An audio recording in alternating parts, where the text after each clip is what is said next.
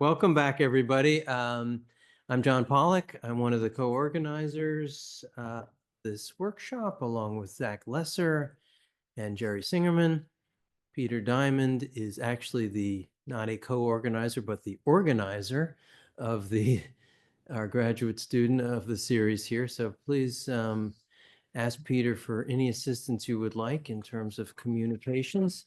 We'll send a small sign-in sheet around and get yourself on the email list if you're not on it, because we'd like to see you here as often as you can, or if you like to attend remotely, that's also welcome.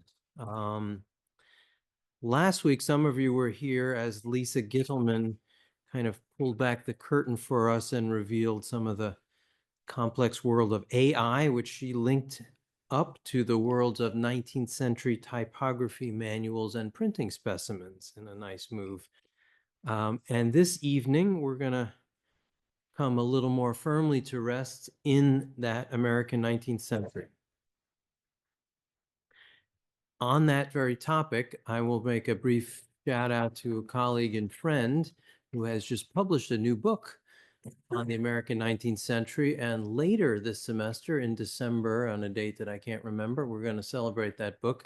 The book is called The Inquisitor's Inquisition, and I've just seen a copy, and the author is Richard Kagan. Richard's with us tonight. It's a book about Henry Charles Lee of Philadelphia. December 3rd. And on December 3rd, you can come back and hear Richard talking about this book, newly published by Penn Press.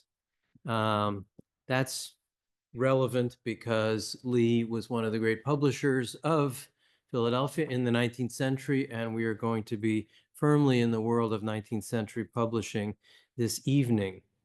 Michael Winship, in fact, is going to try to explain to us how we might know about every book published in 19th century America. And there really is no one but Michael who could do this. Now, if you read his brief autobiography in the email, it's laconic and modest, but I will try to dilate just a little bit because Michael is a true titan in our field. For a different project that I'm working on a little bit with Zach, I was looking back a little bit at our seminar's history. So let's take this back just a few years. We sometimes quibble about who first came up with the current name of our seminar, the Workshop in the History of Material Texts. It happened maybe a couple of years after our 1993 founding. We were originally just a humble seminar in the history of the book. So that title got changed, and Michael, perhaps without entirely knowing it, played a part, we think, in changing our vocabulary. He wrote a foreword to a 1996 collection entitled Reading Books, Essays on the Material Text and Literature in America. That was edited by Michelle Moylan and Lane Stiles. And in there, Michael makes a statement and asks a question, which I will read to you. If literary culture can be seen to be produced in a metaphoric sense, literary texts as books are first produced in a material sense in printing shops and factories by men and women. Can we overlook or ignore their part in literary culture? And Michael, in this same essay, went on to make this appeal. Book historians must address the material book as well as its cultural work and explore the book trade as an economic and social as well as cultural institution. So on one side of the ocean, the early modernists and the Renaissance scholars were working on their reinventions of book history. And Michael and his colleagues, the Americanists, were also reshaping this newish field of book history and arguing, as Michael has done since, that it needs to have as broad and wide a view of its work as possible. Michael's been doing this work in many ways. He followed up his pioneering general work as general editor of the Bibliography of America with his 1995 Cambridge publication, American Literary Publishing in the 19th Century, The Business of Ticknor and Fields, and that's one of the truly great publishing studies that we have. Michael was also one of the people most responsible for the publication of the field defining A History of the Book in America, and I note that A History of the Book in America title. Michael took on particular responsibilities for Volume 3, The Industrial Book, and Volume 4, Print in Motion. So Michael's actually really an extraordinary teacher as well. He's been teaching, as many of you know, in Rare Book School for many, many years, and I'm honored to myself have been one of his students there. This term, I'm teaching an undergraduate seminar here at Penn with Jim Green. Jim's just gotten here. Hi, Jim, who is another titan in the field of American book history. Michael has guest lectured in our seminar this year, as he has in other years. And there's a funny phenomenon that's been going in our course. So right now we're immersed in the study of 19th century American printing, publishing, and reading. And each class for the last few weeks, we've had this odd experience. We assign Michael's works. We cite and discuss Michael in class. And often when a student asks a tough question, we answer, we need to ask Michael. I should have actually made a list of those questions, Michael. I'll try to do that. Michael can innovate at the level of the individual work. Looking back at our history, he talked to us way back in 2009 about Whittier, and more recently in 2021 about Frederick Douglass's narrative and its circulation in the South. Jim and I were teaching Michael last week on Uncle Tom's Cabin, so he can work on the level of the work, and he can, as you'll hear tonight, work on the level of the field of books in its widest sense. So I think we're going big tonight, Michael. His title might be one that I should borrow when we give our students advice on their final papers, The Need of a Bibliography. And his subtitle is Early Attempts at a Comprehensive List of American Books. Thank you, Michael. All you know and all you need to know, courtesy of Michael Winship. Thank you, John. Yes, I can hear. You can hear me. Good. I'll say nothing about that introduction. I've always wondered about immaterial text. I want anybody can show me an immaterial text. I'd be glad to see it. Ghost stories. Lost books. A virtual. Yeah. On the 19th of April, 1873, the Selma, Alabama bookseller, William G. Boyd, wrote to the editor of Publishers Weekly, "Dear Sir, in common with many others of the trade, I feel daily the want of a handy catalog of all books, except school books, now published or for sale by publishers for sale in the United States. How are we to get such a catalog?" Boyd was hardly the first or alone in recognizing this need, as a knowledge of what books have been published and are available for sale is a fundamental requirement of any functioning system of book distribution. When I was asked last spring to lead a session of this workshop, I decided to return to notes that I've compiled over many years of the various early attempts to provide some sort of record to fulfill that need.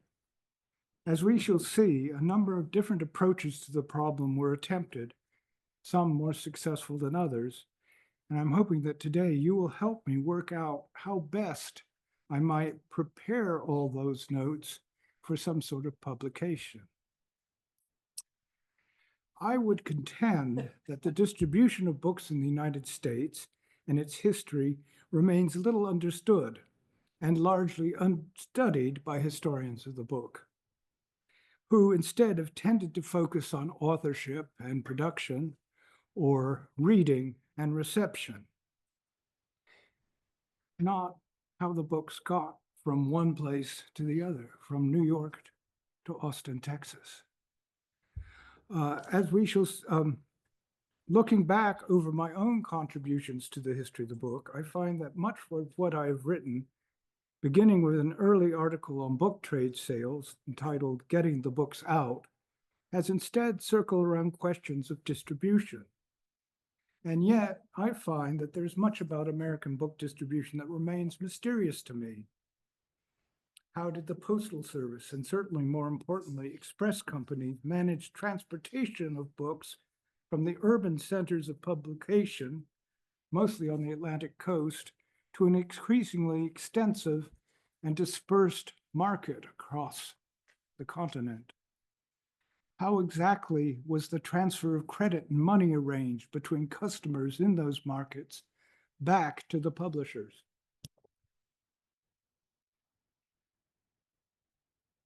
Thank you. Especially in the years before the creation of a federally backed currency, the greenback, during the Civil War. These are questions that apply to the workings of the distribution of consumer goods in our market economy generally, but in many regards, the answers to them are also specific to the book trade. The earliest attempt to compile a record of books in print and for sale that I know of dates to the final decade of the 18th century, a period that, as Jim Green has shown, American booksellers were first establishing what could be termed a national book trade that no longer served on the periphery as a minor outpost of the London trade. Printed on the final pages of the July and August 1792 issues of Matthew Carey's American Museum, a magazine, are these two, is a single but divided in two list of 71 editions billed as a catalog of books printed in America. Of these 72 editions, over half were published in Philadelphia, not surprisingly, and exactly half have imprints dated 1792, the year that the list was published.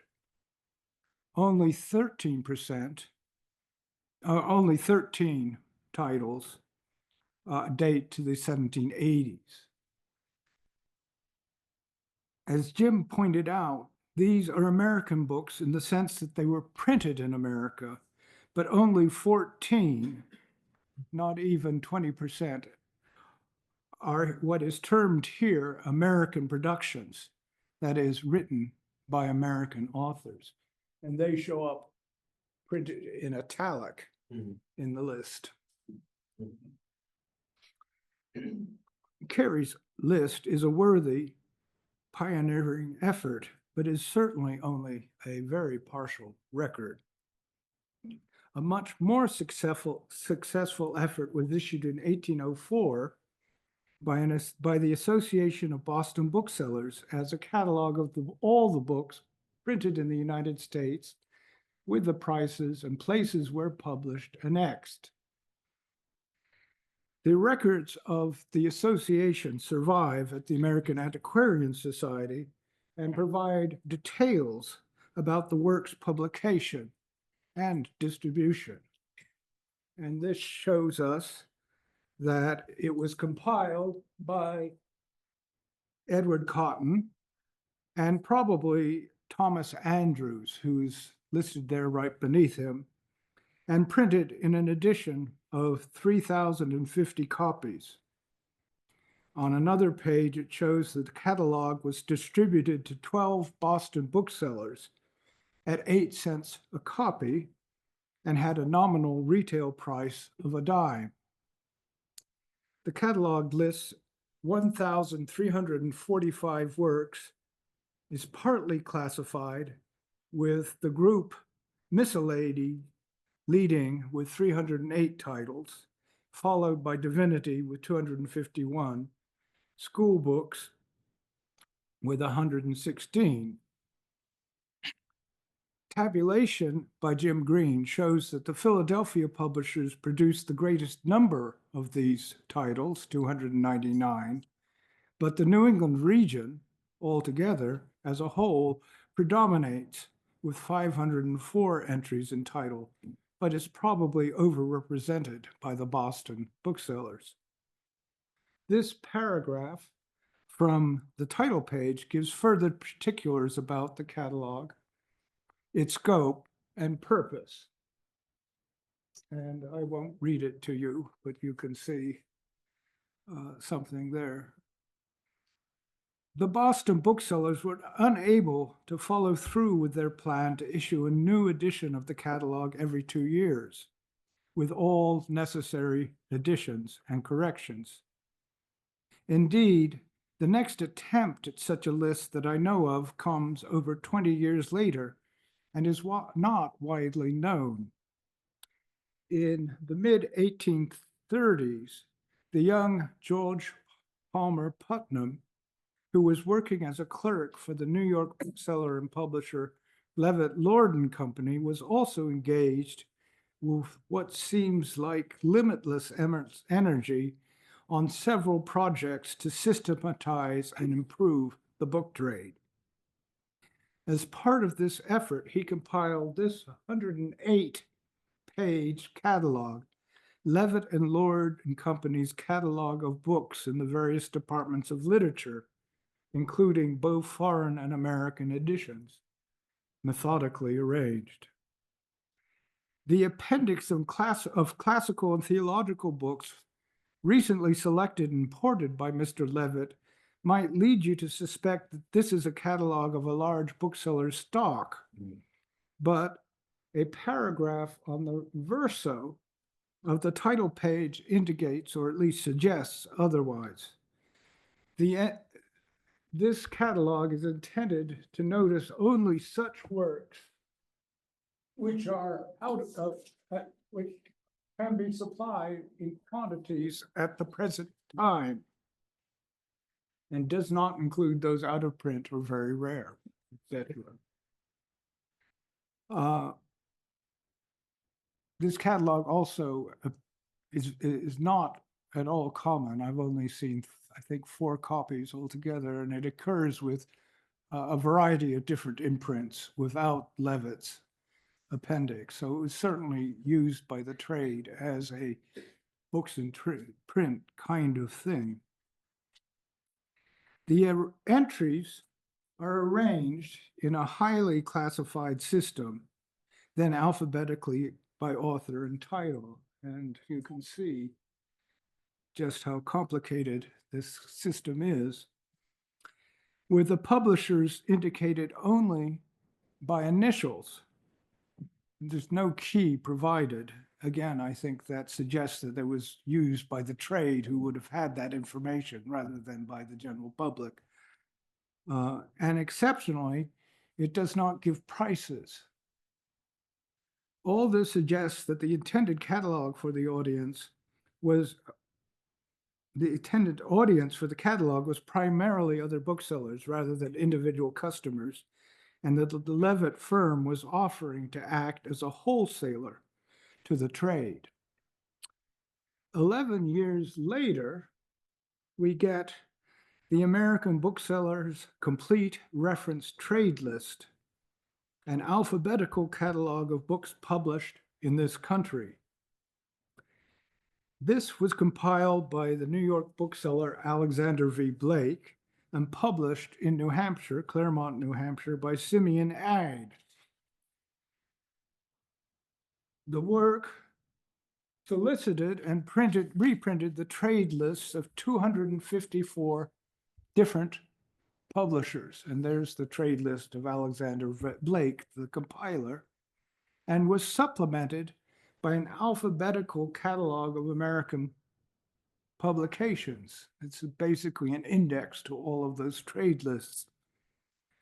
It stretches to 62 pages and is then followed by a 4-page classified list of books and publishers, which indicates which firms published which different kind of book.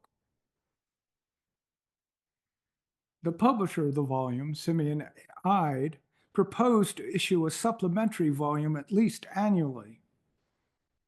The next one, he hoped, would include a detailed list of American newspapers and periodicals if he could only gather that information. And he makes an appeal for that information. And the first supplement, which was promised for early February of the next year, 1848, didn't appear until late that year. And it does not include the list of newspapers and periodicals, alas.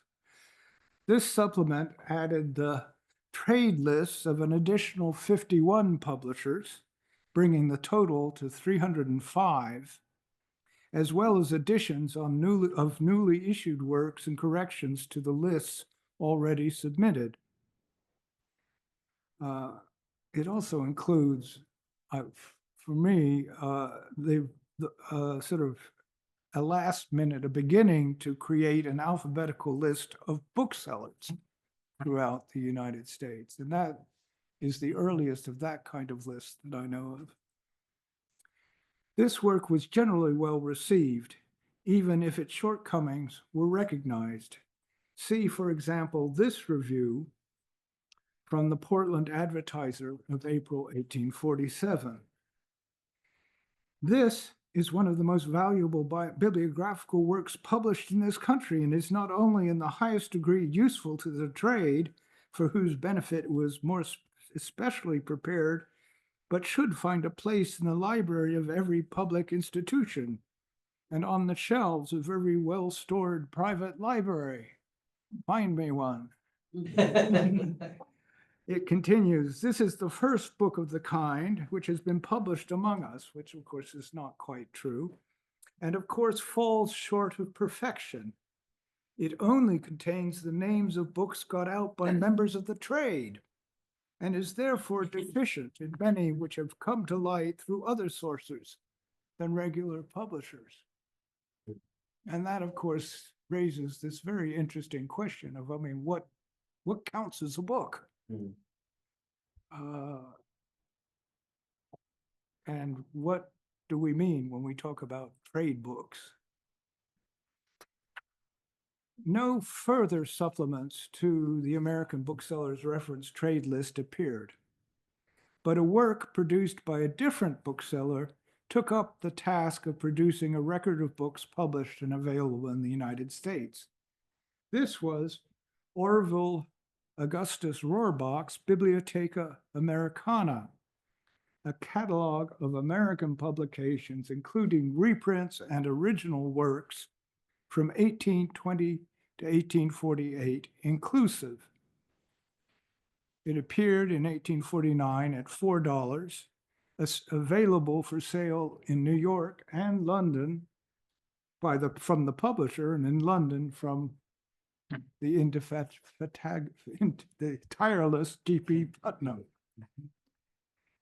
In a prefatory note dated March 1849, Roorbach explains, the purpose of this book is to supply booksellers with a practical manual of information respecting all books printed in this country during the last 30 years.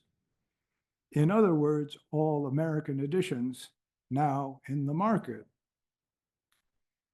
In an earlier statement, he gives further explanation.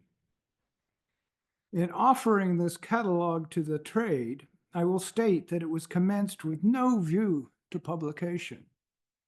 For years, I have kept for my own convenience what was termed a price book, in which all new publications were entered in alphabetical order. About 2 years since, I commenced to revise a revision of this book, and after progressing nearly to completion, it was suggested by several in the trade who had experienced the convenience of the price book to publish. The result was a work of 360 pages, beginning with a list of publishers named in the catalog. The main sequence indexes American publications by author and title, and is then followed by separate lists of biography under the name of the subject of the biography, and laws, and then state laws, reports, digests, and finally, Bibles, and prayer books. Like his predecessors, Roorbach promised to continue this catalog by supplements at intervals, as well as his intention to prepare a classified index to the titles in his list. That index never appeared, but a supplement to the Bibliotheca Americana, including books published within the past year, did appear in the spring of 1850. This 124-page work, now published by Putnam at $1.50, not only listed newly published works, but also omissions and corrections, of which there were many, to the list in the earlier volume. Here, finally, we get an attempt at a list of American periodicals at the end. In a prefatory note, prefatory statement, Roorbach states his intention to keep the book posted up by supplement another year and 2 years hence, and have it then thrown all into one. A second supplement did not appear, but in 1852, we do get the Bibliotheca Americana Catalogue of American Publications, 1820 to 1852, inclusive, a kind of compilation. It was finished, it says on the title page, in October of 1852, but apparently not available for sale until March of the following year. It fills 652 pages and remains even today a standard reference work found on the shelves of most research libraries, though usually, since it was so much used over the years, in a 20th century reprint published by Peter Smith. Unlike his predecessors, Roorbach was able to continue with his compilation past the single supplement that he published in 1852 and the compilation in 1852. In 1855, he published for $3 his supplement to the Bibliotheca Americana, covering October 1852 to May 1855, which included, he says, a repetition of such books as have either changed prices or publishers in that period. This was followed in 1858 by his addenda to Bibliotheca Americana, covering May 1855 to March 1858, published at $3, and in 1861 with volume 4 of the Bibliotheca Americana, covering March 1858 to January of 1861, and that was sold for $2.50. Increasingly, interestingly, the 1855 volume was copyrighted in the name of William N. Birch and not Roorbach, and I have no explanation at this point for that, but I'm interested in that. And the 1858 was published by Wiley and Halstead, and not by Roorbach nor Putnam, but Trubner and Company distributed these last 2 volumes in London. Soon after this last volume, volume 4, was published in January. Soon after, in June of 1861, Roorbach died, but his efforts were continued by others. A notice to the trade from Miller, Hopkinson and Company of New York, a firm about which I know nothing, and again, I'm very interested in learning more, they also issued a catalog of booksellers right there in 1863, middle of the Civil War. They announced the firm was now engaged in compiling an appendix to the Bibliotheca Americana from 1861 to the present time, planned for June at $2.50. It does not seem to have appeared, but I can't be sure of that because only one copy of their booksellers catalog survives.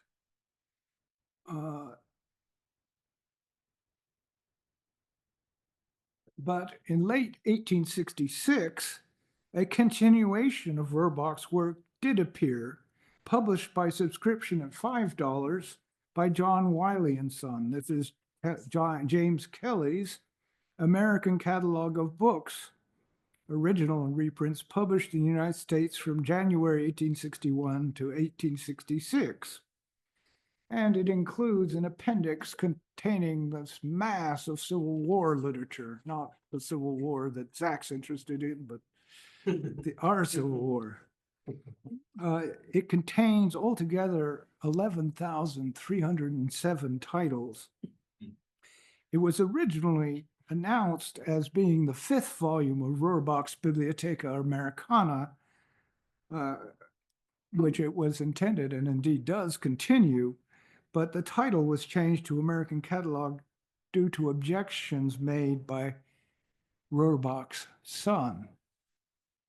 And again, there's something going on there. I think that there must have been lots of stock of Roorbach's volumes still around, and he was very nervous about trying to get rid of them. A second volume compiled by Kelly, the American Catalogue of Books, covers the period January 1866 to May 1871. Volume 2. It is again published by Wiley and Son in October of 1871. So 2 years before Mr. Boyd, our Selma bookseller, wrote to the Publishers Weekly. Well, to the best of my knowledge, these 5 works, that's the Matthew Carey American Museum List, the 1804 Boston Catalog, the 1836 Putnam, the 1848-9 book published by Simeon Ide, and this series of Roorbach continued by Kelly, are the works that stand as the major early compilations recording the books published and available in the United States before the 1870s. But in addition, I should mention many other publications issued during the period that also could serve as helpful, if secondary guide to booksellers and their customers. I have not time to cover these in detail, but I'll give a brief overview. First and foremost were the many book reviews and serial reports and lists of books recently published in a variety of periodicals during the period and newspapers. For instance, here's part of a page from the very first issue of the important quarterly, the North American Review. And here are a list published in the May 1818 issue of that same. You can see the review, modeled on the British quarterlies, was aimed at a general educated reader. But by the 1840s, the lists of new publications in 2 trade periodicals, Appleton's Literary Bulletin and the Wiley and Putnam's Literary Bulletin, were intended more for publishers and booksellers than their customers. These 2 periodicals and their lists were combined and became part of The Literary World, another magazine, in 1847, and that forms the start of a series that continues unbroken after it was taken over, that continues unbroken after it was taken over by the Publishers Weekly in the 1870s. I don't read Publishers Weekly regularly currently. I presume it still has a list of weeks of books published in the past week, and it certainly did up until recently. The number of this kind of list is so great that they deserve a record of their own. Growell's Book Trade Bibliography in the United States in the 19th century, published over 100 years ago, is a good start. But of relevance here, to me, are the annual compilations drawn from these lists that began to appear in the 1850s. The earliest I have found is a list of American publications of the year 1852 that appeared on 33 pages of Norton's Literary Register and Book Buyer's Almanac for 1853. And the most substantial of these annual compilations are the 3 volumes of the American Catalogue for 1869, 1870, and 1871, compiled and published as separate volumes by the bookseller and editor Frederick Leypoldt. Another type of relevant publication, trade sale auction catalogs, must also have played an important role in providing information about available books to the trade. At the trade sales, which were strictly limited to members of the book trade, publishers offered lines of both their new and backlist titles and quantity, and booksellers purchased stock in lots at prices established by a Dutch auction system. The first trade sale was organized by Henry C. Carey, who was a partner of Mr. Lee, Henry C. Lee, Matthew's son, and was held in August of 1824. And by the late 1830s, they'd become a regular and central feature of the 19th century American book distribution. The catalogs issued for these sales were extensive. That for the September 1859 New York trade sale filled 528 pages and provided a record not only of what books were available, but also through the bidding process, let booksellers know what the trade believed to be their worth. Very valuable information. And here we have 2 pages from the spring 1839 Philadelphia trade sale, annotated by the Boston bookseller, William D. Tickner. And this is his copy, marking up his own list. It's not very clear. I'm sorry about that. Some of the large 19th century American book trade firms, such as Appleton or Putnam in New York and Lippincott in Philadelphia, are remembered today chiefly as publishers, but also included jobbing or book wholesaling as an important part of their business. Several issued catalogs that, while not offered as a complete record of all books in print, do encompass something that must have been roughly equivalent. I'm thinking of works such as George P. Putnam's The Book Buyer's Manual, a catalog of foreign and American books, first issued with 238 pages in 1850. This is the 1852 version. And Appleton's Library Manual, a catalog raisonné of upwards of 12,000 of the most important works in every department of knowledge, of 1847, or the same firm's new catalog of English books. This is the 18, do I have that? No. New catalog of American English books of 1855. These strive, I think, not towards completeness, but emphasize instead that they include the most important or the best books available. And that's another whole genre, the best reading. Which edition of Shakespeare should you use in your class? of all of those, providing advice and an important service to their customers who are becoming overwhelmed by the sheer numbers of titles being produced.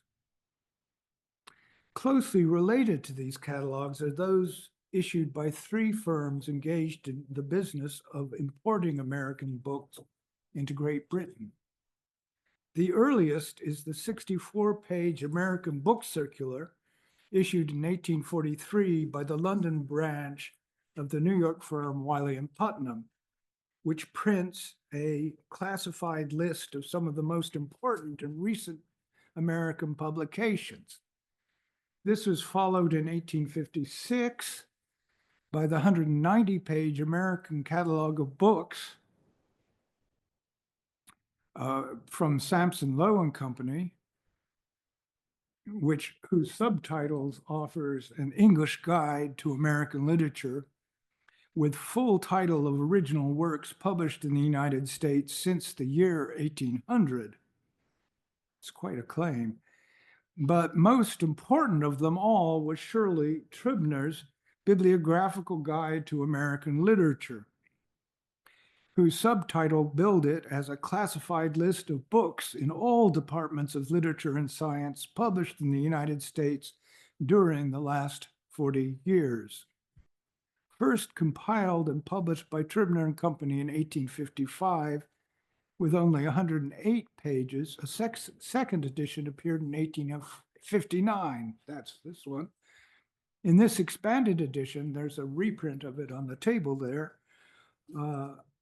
The classed list and index fills 554 pages, preceded by 150 preliminary pages that include a bibliographical prolegomena, a series of essays billed as contributions towards a history of American literature, and an account of public libraries in the United States.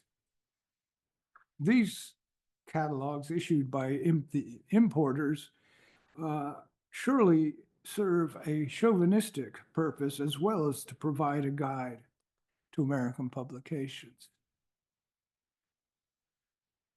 So, to get to the end here, let me return to William Boyd, that Alabama bookseller in 1873 wrote to Publishers Weekly of his daily want of a handy catalog of all books, all now published and for sale. With all the resources I've just described, how could he feel so? Yeah. But as it turned out, his sense of want was widely shared. In his letter, Boyd offers an idea for how such a catalog might be produced, as did PW's editor, Frederick Leypoldt, who soon offered a prospectus for the Uniform Trade List Annual. His proposal was to collect from as many publishers as possible and interested multiple copies of their trade catalogs, printed all to a uniform size, which would then be collated and bound up together and made available at only 50 cents, the expense of the binding. The response was overwhelming. Over the following weeks and months, Publishers Weekly published over 82 letters from booksellers in support of the project. The volume itself, in an edition of slightly under 1,900 complete copies, appeared in October, containing trade catalogs submitted by 100 different publishers, along with 50 pages of shorter supplementary lists and trade cards. A separately published list of advanced subscriptions, published as a supplement to Publishers Weekly in October, indicates that there were advance orders for 1,645 copies from 412 different subscribers, mostly booksellers. Another 219 copies were distributed per agreement to the contributors of the catalogs and to those that advertised in. Demand for the few remaining copies was high and the supply was soon exhausted. The next year, a similar publication appeared but this time with the title of Publishers Trade List Annual, or PTLA as it's usually called. And under that title, the annual series continued without a break until the 21st century, an annual collection of publishers' trade lists or trade catalogs. There had been a demand for a general index to all the publications listed in the catalogs included in PTLA, but Leypoldt had his sights on something more comprehensive, a general catalog or finding list of American books in print and for sale, intended to supersede the series of volumes begun by Roorbach and continued by him and James Kelly through 1871. But Kelly had given up for lack of support, and Leypoldt was determined to carry on. Work began on this work by Lindsay Jones under Roorbach's supervision. And in 1876, the nation's centennial,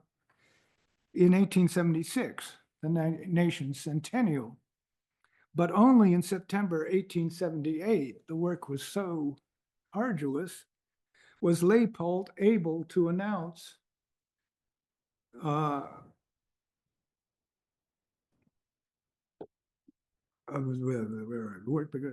was announced that the work was passing through the press. The main list of authors and titles with bibliographical information of the American Catalogue Being a complete catalog of books in print and for sale, to July 1806, the very month of the centennial, was issued in 4 parts between October of 1878 and September of 1879, and the first volume completed by the title page and preliminaries and a supplement the following April 1880. It made up a volume of over 1,000 pages. A second volume of 496 pages of subject entries followed in June of 1881. These landmark volumes were widely hailed and have become the cornerstone of a series of publications that continues today as books in print. No longer, I believe, in paper, but only as a subscription database. I'd be interested about when they stopped issuing the paper books in print, and I'm not completely convinced they have, but cataloging records are unclear to me. So that's my account of these early attempts.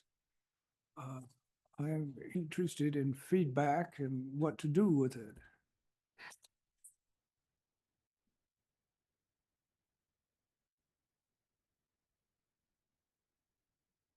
Okay, feedback is called for, and you shall have it. Richard, please. You know, these, I mean, the individual publishers publish annual trade lists like Karen is doing ever since the 1790s. How did the compilers in New York or wherever gather the information that were going into these catalogs, incomplete or not? I mean, I know there were trade fairs in New York, Boston and the like, where publishers showed up. What was the mechanisms through which they collected the information, collated what they had? I think that they, sent them to each other. And somebody just saved them. There's haphazard in that respect. It wasn't organized at trade fairs or anything like that. Well, of course, as I say, the trade sale catalogs, must have had must have represented a good chunk of these. The trade sale catalogs are very scarce. But I think that they were but Roorbach is the only person I know that really says how he did it. And that's why I gave that quote from his preface where he says that he had this price list.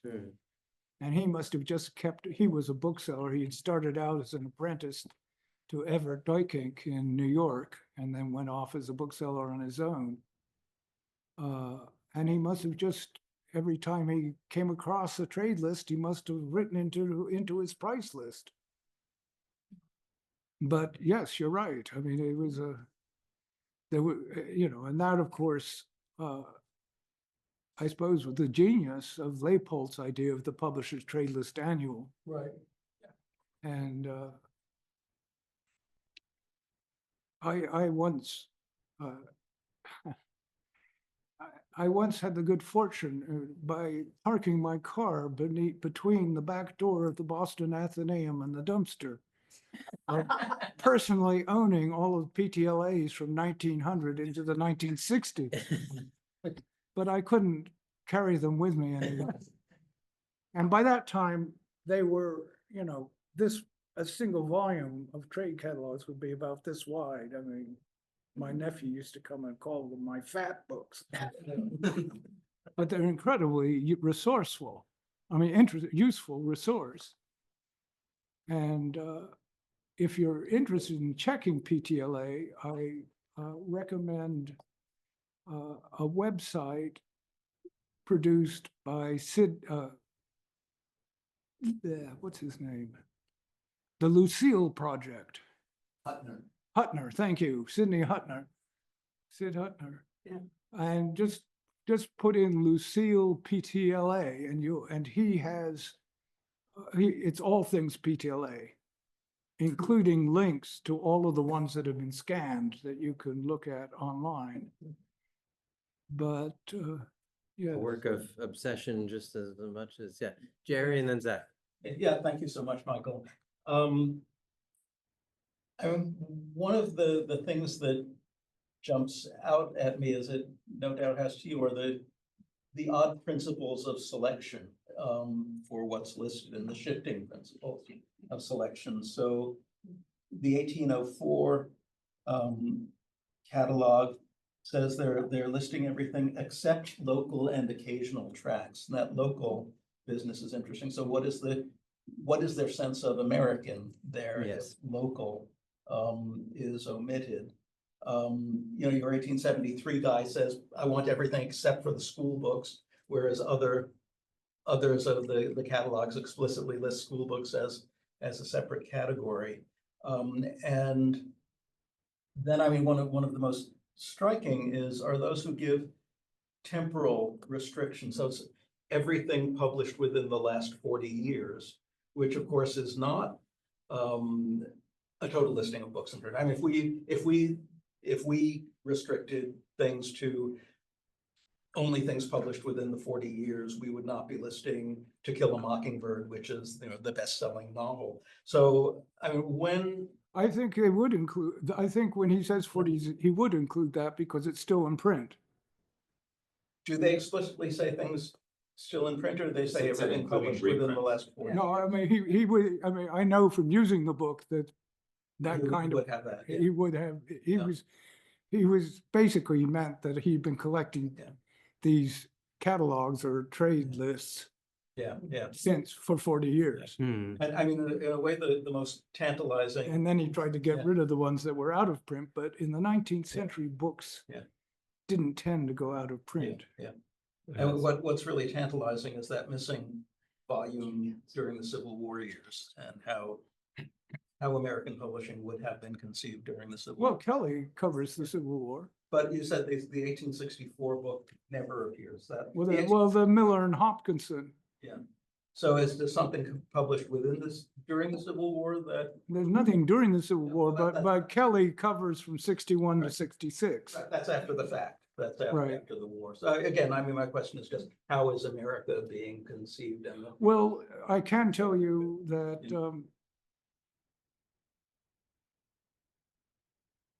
the Miller and Hopkinson did publish this directory of booksellers, bookstores. And I, for many years, thought it was a ghost, but I finally was able to track down a copy. This is a wonder of Google Books. Yeah. I didn't, it's not in Google Books, but it's in a catalog that lists it in Google. Anyway, I have a copy, and that, of course, doesn't cover the Confederate States. Hmm. I can't remember. I mean, I have on my, I have the scan on my Yeah. computer. I could look exactly. Yeah, yeah. But people were, in fact, fascinated by Confederate imprints. And very quickly after the end of the Civil War, people were collecting them. Hmm. And Watson Athenaeum has, for instance, a vast collection that was consciously collected of the Confederate imprints. Was there any attempt during the Civil War within the Confederacy to do a books in print for the Confederacy? Oh, not that I know of. Yeah. Though they did. I have written an essay on the book trade in the Civil War. And there is a printed catalog of Confederate imprints that's quite extensive. I mean, over half of it is government publications. I mean, the problem was that there were two problems, one of which was that the South was embargoed and there were very few paper mills in the South. So paper was not, and not only that, very quickly inflation happened in the South because, I mean, it happened in the North too, but nothing like the way the Confederate. But the Southern Literary Messenger, which is another one of these periodicals, would certainly have reviews and lists of books published. Though I haven't specifically looked for it there. But no, I don't think, I mean, publishing was not a big thing in the South during that Not period of priority, time. yeah. There were some trade publishers, Getzel, first in Mobile and then in New Orleans, but New Orleans fell to the north very early. Back. Two things. One follows up on Jerry's question, I think. So the first one is the guy who writes in, you know, he says accept school books, but he's on the list of subscribers that you showed. Oh, yes, he is. Which has these little codes, and he's selling school requisites. Is he? Listed as on school stuff. So, you know, where's he getting? Is there a specialized list of school books? Yeah. How do they get? Why does he exclude school books? And where is he getting them from? So that's the first question. The second one is one of the catalogs was published by like the Dibdin Society or something, which must Well, be that's the Grohl.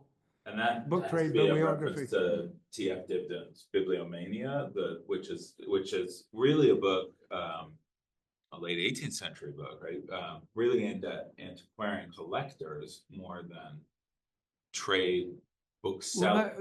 I mean, So it made me wonder, like, how much are collectors using these to try to get all of well, this? the Dibdin Society, it was a club, it was a book collecting club in New York. And Grohl succeeded Leypoldt as editor of Publishers Weekly. Hmm. He's a great hero of mine, largely because of that bibliography. But do you- yes, I mean, it's sort of a contemporary of the Grosier Club. But are they using them, you think, to try to complete a collection of some, you know, you said one wasn't published with prices, which is interesting. Wonder if that's to, you know, the first guy you had up also complained, like, don't tell people prices outside of the trade. Right. Because they'll ask for the discounts, you know? So I wondered if there was some not putting prices, maybe because you're not quite sure who might buy them, who might get a hold of it. I hesitate to even get into prices. Because I don't really understand book prices. Prices in books are very complicated because they're one of the very few consumer goods that come with a price printed on them instead of a price tag added by the retailer. And we sometimes clip them on our dust jackets if we're giving it as a present. And well, there's lots to go on there. I don't know why Putnam didn't put prices on, but it's all the other ones, including the 1804, give prices. And of course, it's a nominal price. As you say, discounts and so on function, but it has to be there to know what you discount from. But So- the first thing, the school books are interesting. School books are always I mean, first of all, school books usually come in series. So you buy into a series. The second thing is certainly by the 1870s, the school book publishing business is beginning to form its current thing where you're getting books approved by school boards and a lot of behind the scenes lobbying and bribing and so on to get your series accepted. And it's really outside the trade. And that doesn't mean some of the booksellers aren't also in the school book business, but they're probably not, looking at a range of school books and deciding. They're probably just middlemen in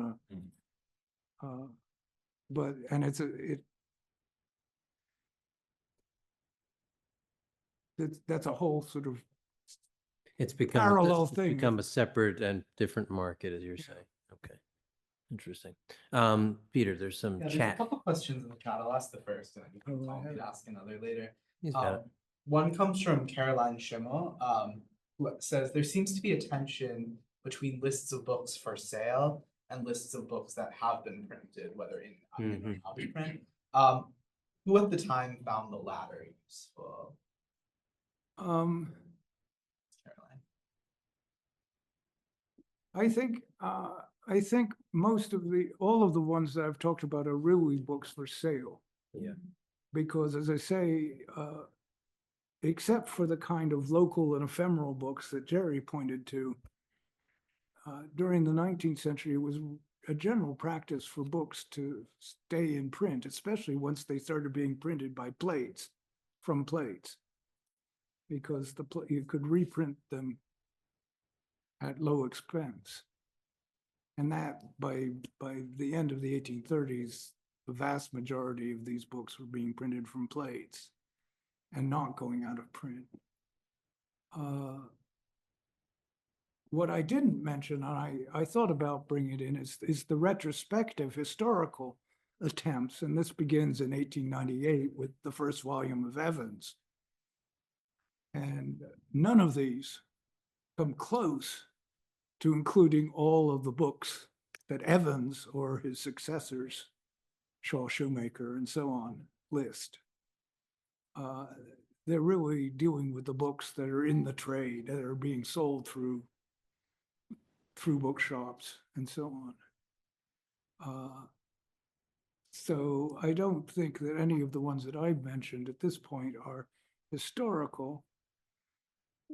The 1876 catalog that I ended with, the American Catalogue through 1876, probably has a bit of a flavor of historical interest in it. But it still would have generally been, these are the books that you should be able to find. It's not looking back to, say, the colonial period. Yes. I think there's one more thing in chat. Let's grab that and then. Sure. The next question from chat comes from John Bidwell, who asks, these 1,000-page compilations are hugely impressive, but what of the critique about private publications? If you were a self-published author, what did you have to do to get your book in Roorbach or PTLA? A self-published author. Well, a lot of self-published authors, of course, basically paid a trade publisher to issue their book for them. And this is one of the things I found in Ticknor and Fields, that a surprising number of books were, I mean, not quite vanity books, but were supported by the author rather than the firm. If you did that, you certainly could. You could, I suppose, send it to Publishers Weekly and they would list it once Publishers Weekly was listing books regularly. But that's really only starts happening in the 70s. But if you self-published a book, you were kind of out of luck, and you were hard getting it into bookstores too. Do those books tend to say something like published for the author and then list the trade publisher, or would you not know? You don't know Hmm. unless you get into the publisher's records. That's why I was surprised because, well, I think of Henry Timrod, who's a Southern poet. That was a author-supported book. Well, Thank you so much, Michael. I have a question about publishers who are starting to publish subscription publications. Do they show up in these lists of publishers? Sometimes, Sometimes. but again, not so much in this period. Mhm. I don't know. I mean, I haven't checked my Roorbach. Is Audubon in there? I don't know. I expect he might be, but he might not be. hmm. I don't think that, I mean, I don't think, again, the real question is, was it being distributed through the trade? Mhm. And if it was, but the whole point of subscription, especially later in the century, was that it wasn't being Right, distributed through the trade. except that sometimes it got out there and But, it was. And so and there's I that- know that some of the subscription publishers would wait till the end of the year and send all their books in at once Mhm. to Publishers Weekly. So they would all be listed Mhm. as all having been published in a single week. That obviously wasn't the case. Peter Stallerbrass, hello there. Oh, Peter. Okay, I've got two questions. Thanks very much, Michael. That was really fascinating. The first question is, did the bibliographies include Tract Society books? And the second question, which isn't, you didn't really talk about, it wasn't your topic, I know, but you were saying at the beginning that you were particularly interested in distribution. And were books usually distributed bound or unbound? Bound. Okay. Yep. I mean, there was no, I mean, well, this is starting in the 20s, you get cloth publishers bindings. Yep. And before that, of course, you get boarded publishers bindings. But no, they were distributed bound. The tract societies, again, you'd have to check. They may or may not, I mean, they certainly weren't covered in full. Mhm. But they, and of course, they, to a certain extent, the tract societies were distributed differently too, through what they called colporteurs. Yep. So I don't think you would have much luck with the tracts in general. Mhm. But that means, doesn't it, that there'd be a great underestimation of books that aren't really being sold for profit? Yeah. Oh, as I say, this is really a slice of the printed matter produced. Right. And this is what Jerry was pointing to as well. And I'm very fascinated by that, you know, those decisions. But yes, these are trade books. I have to say, I'm still hung up a little bit on the on Caroline's question to some extent, this kind of fuzziness between books for sale and what we come to really understand as books in print. But that's a kind of, that's, now that you talk, it's like, that sounds weird to me. What does it mean to be in print? And at what point does it become very clear to everybody that there are things in print and there are things out of print? And there is a difference. It does not sound like it's clear then, if I'm right. And is it only much later that this is just sort of an apparent phenomenon? As I say, my sense is that books printed from plates in the 19th century stayed in print. But of course, to quote Peter, most books only have one edition and that's it. So there's plenty of Yeah, that's certainly true. obscure But of stuff. course, that- printing from plates allowed you to make much smaller initial editions. Yeah, so it's, you're already in a So print you've on got to demand. start thinking of it. Yeah, And I mean, I know from the Houghton Mifflin archives that they not well, but because I haven't followed them deeply into the 20th century, but certainly up to through the 1920s, they would consider, reprinting 60 copies from plates Yeah, a viable thing to do. well, But at some point, nobody's buying certain books anymore. And it's true that Yeah, if I you mean- look at the sheet stock books, Yeah. at some point they do send the paper to be recycled. Yeah, But that doesn't mean that they don't still have copies of it, still in the store. Yeah. They're just not keeping Once it- whatever, once it- 200, they're, yeah, but once those are gone. but it's the like- sheet stock is a okay. different thing, right? The sheets. the library company has a remainder of, what is it, the prequel to Hamlet? It's still it was actually listed in Books in Print, I think, one year. That was my idea of a joke. They started selling like hotcakes, so I yanked it.